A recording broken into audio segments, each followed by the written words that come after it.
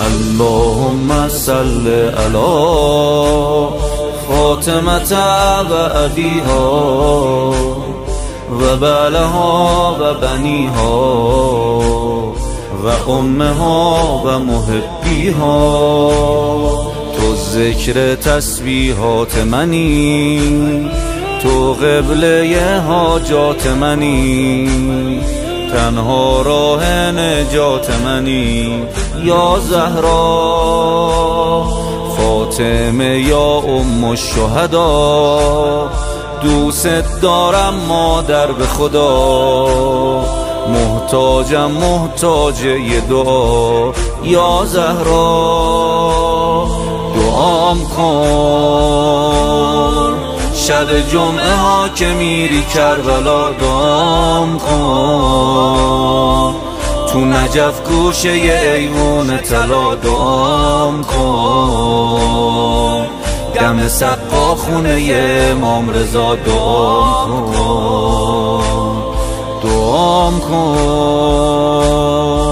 شب جمعه ها که میری کربلا دعام کن، تو نجف گوشه ی ایوون طلا دعام کن، دم سقا خونه ی امام رضا دعام کن.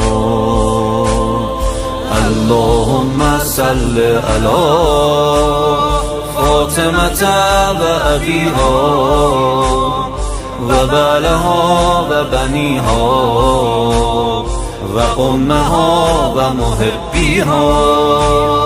چشم چشم چشمای ترم، ای آه قلب شعله ورم، فدای تو مادر پدرم.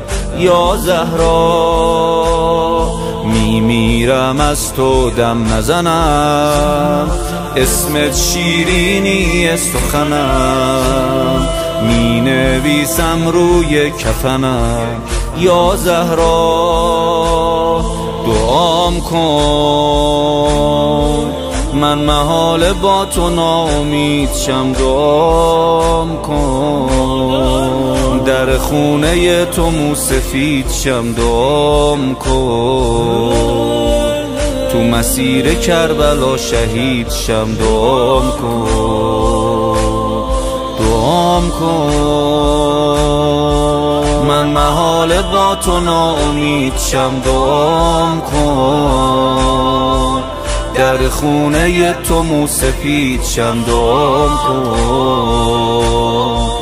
تو مسیر کربلا شهید شم دعام کن.